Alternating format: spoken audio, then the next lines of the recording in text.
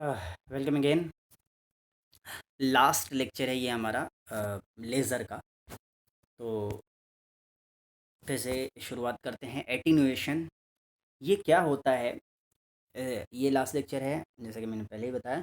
तो इसको पढ़ने के बाद हमारा जो फोर्थ यूनिट यानी जो लेज़र है वो पूरा कंप्लीट हो जाएगा। उसके बाद अगला कोई चैप्टर शुरू करेंगे। तो आप बता भी दें कि कौन सा चैप्टर शुरू किया जाए। एटेन्यूएशन क्या होता है? ये लॉस होता है, एक तरह से लॉस है। ठीक है। जैसे हम लोग ऑप्टिकल फाइबर से जब हम लोग गुजारते हैं, लाइट गुजारते हैं, तो उसमें चलते चलते अब मान लो कि ये चल रही है, यहाँ से चल रही है, इसके कुछ एम्पलीट्यूड है, एम्पलीट्यूड घट गई एकदम से। ठीक है। तो एफिशिएंसी एम्पलीट्यूड वो घट गई, तो घट जाती है, उसको कहते हैं एटेन्यूएशन। ठीक है। किन किन कारणों से घटती है वो भी देखेंगे। और attenuation is simply rate at which signal light efficiency decreases. वो रेट जिस पे कि सिग्नल लाइट की एफिशिएंसी जो है डिक्रीज करती है, उसी को कहते हैं एटेन्यूएशन। एक तरह से लॉस है ये। ठीक है। और ये कम से कम होना चाहिए। ठीक है। जाहिर सी बात है, लॉस हमेशा कम से कम ही होना चाहिए, तभी अच्छा रहता है, फ़ायदा रहता है। तो इसका फार्मूला जो है वो ये है, alpha is equal to 10 log P input by P output. ठीक है। Power input by power output. इसको मापते कैसे हैं? डेसिबल में मापते हैं। ठीक है। डेसिबल में इसको मापने का काम करते हैं। और आगे आते हैं, अगर पर यूनिट लेंथ इसको मापा जाए तो पर यूनिट लेंथ यानी डेसिबल पर मीटर या किलोमीटर, किलोमीटर में मापते हैं। डेसिबल पर किलोमीटर, 1 किलोमीटर में कितनी लाइट की एफिशिएंसी डिक्रीज़ हो गई, तो ये इस तरह से मापा जाता है। तो फॉर्मूला वही, पर यूनिट लेंथ में माप रहे हैं तो एल से डिवाइड कर देंगे तो हो जाएगा alpha is equal to 10/L log P input by P output. अगर कहीं पर वी के टर्म में या आई के टर्म में, मतलब वोल्टेज के टर्म में या एम्पियर के टर्म में अगर कहीं पर वैल्यू दी हुई हो, ठीक है, पावर का, तो उसको हम लोग उसमें हम लोग ये वाला फॉर्मूला लगाते हैं, alpha L is equal to 20 log V I by V not, यानी V input by V output. और उसी तरह से alpha L is equal to 20 log I input by I output. ठीक है। तो वोल्टेज या करंट के टर्म में अगर फॉर्मूला दिया रहे तो इस तरह से लगाते हैं और निकालते हैं ये भी। और एटीन्यूएशन किन किन फैक्टर्स पे डिपेंड करता है? अच्छा, क्या पूछ सकता है, ये भी अपन डिस्कस कर लेते हैं। अगर सब्जेक्टिव पूछा तो पूरा एटीन्यूएशन क्या होता है पूरा डिफाइन कीजिए, तो आप ये डिफाइन करेंगे, फिर ये करेंगे, वो फॉर्मूला पूरा लिखेंगे, अब किन फैक्टर्स पे डिपेंड करता है वो सब लिखेंगे।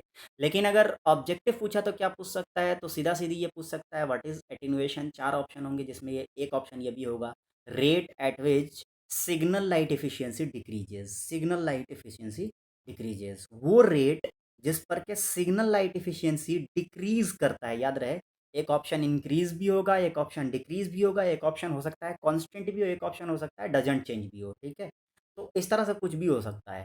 तो एक ऑप्शन जो डिक्रीज होगा, लाइट एफिशिएंसी जो डिक्रीज का ऑप्शन है, that one will be correct one. अब फॉर्मूला भी पूछ सकता है, what is the attenuation formula. तो फॉर्मूला में अगर पर यूनिट लेंथ नहीं बोला तो हम एल नहीं लगाएंगे, नीचे में एल नहीं लगाएंगे, पर यूनिट लेंथ नहीं बोला तो। और उसको मापेंगे कैसे? तो डेसिबल में हो सकता है पूछ दे कि किसे इसकी यूनिट क्या होती है, तो डेसिबल, है ना।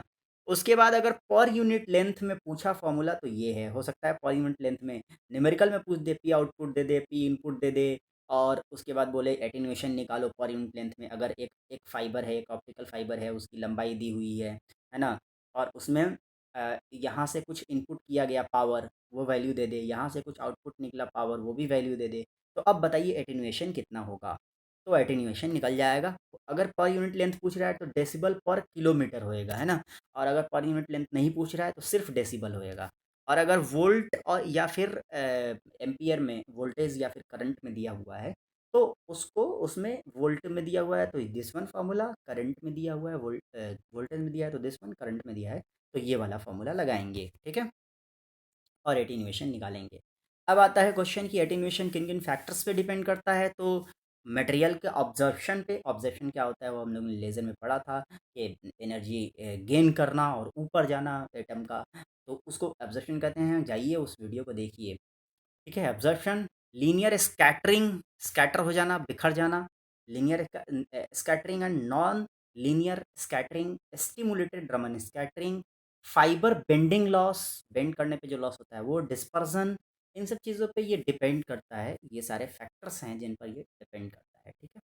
स्टिमुलेटेड स्टिमुलेशन क्या होता है ये भी बता चुका हूँ मैं। फाइबर बेंडिंग, फाइबर फाइबर जब किसी फाइबर जब बेंड होता है, that is fibre bending. Dispersion, इन सब चीज़ों पे डिपेंड करता है। तो ये एटेन्यूएशन में ये क्वेश्चन पूछा जा सकता है कि भैया बताइए कि इनमें से किस पर क्या कहते हैं हम कि एटेन्यूएशन डिपेंड करता है, ठीक है।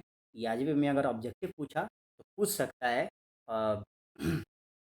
Factor which on which attenuation depends upon, ठीक है। तो इसमें से कोई एक ऑप्शन होगा, हो सकता है, या फिर चार ऑप्शन दे दिए होंगे, बोलेगा 1 2 2 3 3 4 ऑल ऑफ एबव। तो इसमें से अगर सब रहा तो ऑल ऑफ एबव, इसमें से दो रहा तो उसमें से देख लीजिए 1 2 में अगर दो है तो 1 2 ऑप्शन है, 2 3 में है तो 2 3 ऑप्शन है, इस तरह से दे सकता है। तो ये फैक्टर्स हैं जिस पे डिपेंड करता है। और बाकी ये चीज़ें हम लोगों ने पढ़ ली कि उस क्या होता है, उसका फॉर्मूला क्या होता है, और किन फैक्टर्स पे डिपेंड करता है।